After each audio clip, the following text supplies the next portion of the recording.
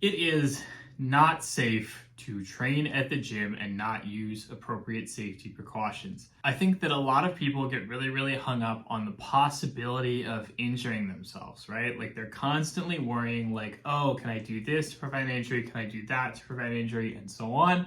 And they're kind of missing the forest for the trees a lot of the time. The reality is that lifting, training in the gym is actually an incredibly safe activity compared to virtually every other kind of activity, athletic activity that we have.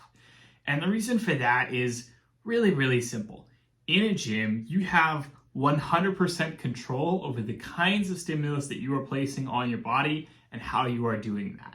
That means that you can very carefully ensure that you are getting a very precise stimulus over time, which is precisely why lifting weights is so good at building strength and building muscle mass, because those are things that rely on specific stimuli, like really adapting that stimulus over time in just the right way. Conversely, when you're talking about something like a track sport, a field sport, even just running around, there are a lot of unpredictable forces that can happen to you. You could be running really fast, react to something, have to shift, change to a different direction, and end up kind of like hitting the ground weird. You could end up slipping on something on the ground and end up falling. You could end up running into something. You go for like a football match, like you're going to get hit like every kind of which way. American football, obviously. There's going to be all kinds of unpredictable forces that could be potentially hitting you from all sides, and your body just naturally cannot be prepared for that. So the reality is that basically any sport has a much greater risk of injury than just going into the gym. You just go into the gym, basically what you can do is you can pull a muscle here and there, like maybe you overdo it, hurt yourself pretty badly, but usually it's not too much of a problem. Now, where there is a serious problem is people who are really overconfident with a lot of weight. I think one of the great cool things about being somebody who works out a lot is that I have been working out for now over 16 years consistently. And what that means is that I have got to just casually save a guy's life probably about 4 or 5 times so far. It actually just happened to me again about a couple weeks ago, which is where I got the idea for this video. In this situation, there was basically a guy who had been doing a bench press, kind of knew that he was using too much weight, got stuck under the bench press, was sitting there, was really struggling to try and figure out how he was going to get it off him. And of course, I came over, scooped it up, helped him out. And in fact, this man seemed extremely embarrassed about this situation. He really had not expected to have been caught in that situation. He did not even thank me, which I think is very funny. Now, yes, could he maybe have wriggled his way out of it eventually? Quite possibly, yeah. But the reality is that I basically stepped in and saved his life because he was stupid and did something silly and got himself stuck in a very bad situation. The bench press is easily the worst of these because your typical bench press, you go to a gym, you can put a lot of weight on it. It's a very popular lift that a lot of people like to do, and there's usually no safety, no spotter arms that you can use, just nothing available. And then of course, if you fail a lift, you are trapped, right? There's nowhere to go. Your body is between the bar and the bench, and gravity is going to pancake those two things together, and there's nothing you can do about it. You can, if you're very strong, you can potentially, roll the bar down your chest and sort of get out from under it. If you are lucky that you did not put clips on it, then you can often kind of swing side to side until you get some weight to fall off one side and then the other. Of course, if you just start shouting, sooner or later somebody will probably come help you. But again, not a great situation to be in. And especially, of course, if you lose control and it ends up, near your head or your neck, that could be a lot, more devastating. While that's the most common way to really mess yourself up, of course, you can still do it with any lift that you're lifting really heavy. So, squat, overhead pressing, deadlifting, Olympic lifting. When it comes to things like overhead and Olympic lifting, typically those kinds of people who have done those kinds of lifts a lot, they know how to bail out from under a weight on those lifts. So it's usually not too much of an issue. Squat is an odd one because typically you can bail the weight backwards by basically just letting go and kind of, letting the weight go backwards. But if the weight is super heavy and you're kind of pitched forward, you really can't do that anymore, right? Like you can't like correct and get that weight to slide off your back. Like if you're coming down on the squat and you kind of realize that you're not going to come back up and you just let go and let it fall off, great. But if you start to then get pancaked in the hole and it's, starting to push you over, then, basically there's not really a way for you to get out from under it except to, bend further forward and let the bar fall that way. And then of course a deadlift, usually you can't hurt yourself too bad, but it is possible that you, for example, lose your balance, fall backwards, drop the bar on your legs, hurt yourself, something like that. The important thing to understand also is that the risk of your injury is obviously extremely directly correlated to how much weight you're using. And so that's why you see something like, okay, somebody's got, a barbell and they've got 135 pounds on it. Okay, they're probably not going to hurt themselves too bad, regardless of how bad they mess it up. And so, okay, it's fine if, maybe people don't take safety precautions. But anytime you're talking 200, 300, 400 pounds, things start to get a little dicey. And then you talk things like elite world-class powerlifters, 600, 700, 800 pounds, even more than that. That is getting into the territory where that bar could just destroy your life very quickly if you lose control. And to their credit, this is why powerlifters train the way that they do. World-class powerlifters do not train in commercial gyms. They are not stupid. So what they do is they will typically go to a specialized powerlifting gym. They're going to have like 8 spotters ready at all times. And all of those spotters are their training partners. They're all just as jacked as that person.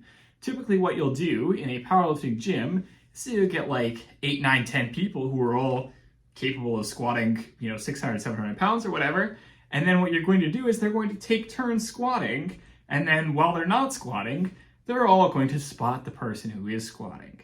And typically when you talk about, a spotter, at a gym, you might say like, oh, like a bench press, you've got like 1 spotter behind you. A squat, you've got 1 spotter behind you. That's not enough, right? With these kinds of weights, not sufficient.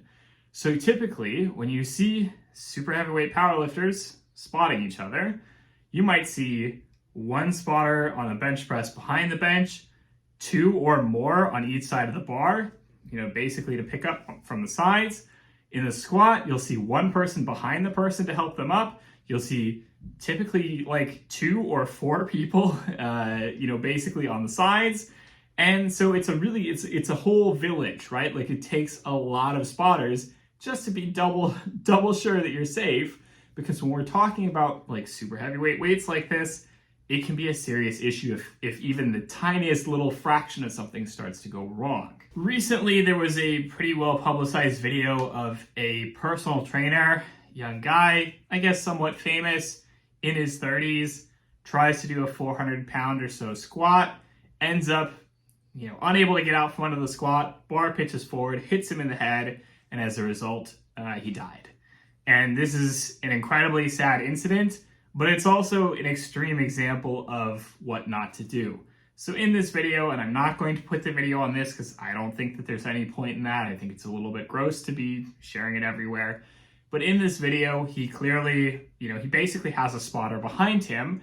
And I think a spotter behind you in the squat is, again, not great. Again, it's the same sort of situation where maybe that spotter can help you if you're coming down and you're still managing to stay fully upright. That spotter can give you a little bit of support to help you get out of the squat. But again, if you're like already pancaked, there's no amount of like pulling from this side that is going to then get you back up into a good position. The spotter behind you is not going to do crap all. Not a good idea. And so in this situation, yeah, there's nothing the spotter could have done. It was a very bad idea for him to attempt a max like this with just 1 spotter behind him with that amount of weight. Very, very bad idea. Other important things to focus on, when you're bench pressing, I would never put clips on. Sufficiently heavy weight, never put clips on.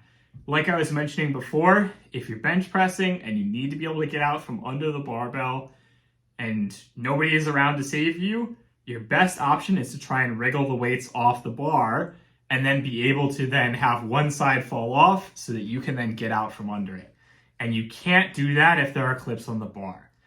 And at the same time, with the bench press, you're typically not going to find the plates shifting too much anyway, because it's the bench press. There's not a lot of, typical up and down movement on the sides. And so I just generally never bench press with clips on because, again, in the case that things do go bad, which again, shouldn't ever, you should never put yourself in that situation, but in the case that things do go bad, absolutely, you can then have one more option for getting out from under it. Next thing is always use spotter arms.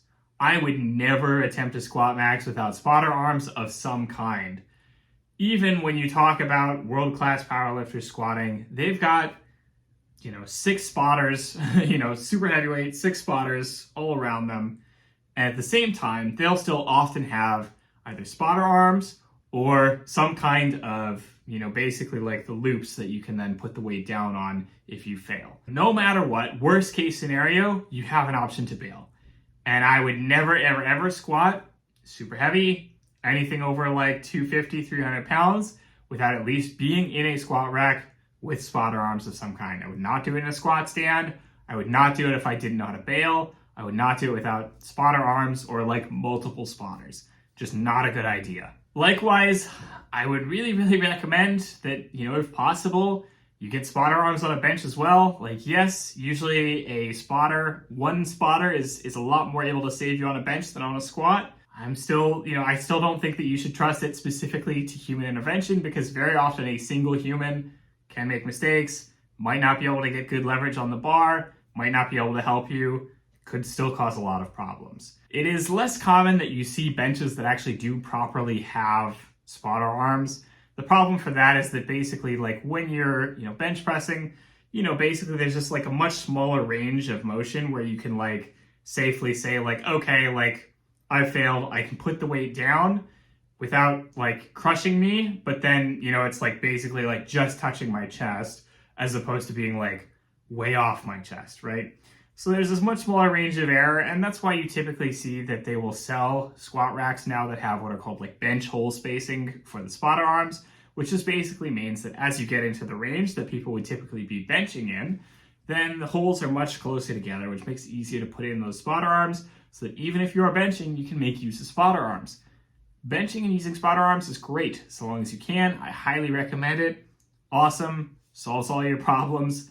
This is how I do basically all of my bench press maxes. I, again, do not attempt to bench press max on a bench without spotter arms. Just not a good idea. And the important thing here is not to get overconfident. It's very easy when you're young, when you're strong, to be like, oh yeah, I can get away with this. It's fine. I've lifted this weight so many times before. And I've personally experienced this. There have been times that I, thought I had a weight that I'd done many times before, and then I just misgrooved the rep, or like my muscles just weren't having my muscles just weren't having it that day, and then I just completely failed a rep that I should have very easily had. And in those cases, if I did not have spotter arms to save me, I could have potentially hurt myself very, very badly. And those kinds of injuries, are basically a lot more dramatic, a lot more serious than basically anything you can do, dropping a weight on your foot, straining a muscle, etc. Like, you absolutely can cause serious life-threatening injuries with heavy weights. And that's something that you always, always, always need to be cautious about.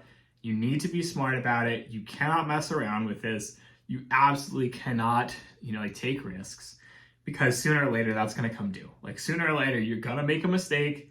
Just is what it is. Just get in the habit of always doing the safe thing, and at the end of the day, you'll be okay. The gym is a very, very safe, very, very secure place if you know what you are doing. It can be a very, very dangerous place if you do not. So that is all for this video. I hope you've enjoyed it. As always, don't hesitate to like, comment down below. Let me know what you would like to see in future videos. Smash the notification bell. Whatever other fancy, cool stuff you do when you like a video. Maybe you jump for joy. I don't know. I will see you all next time. Have a good one.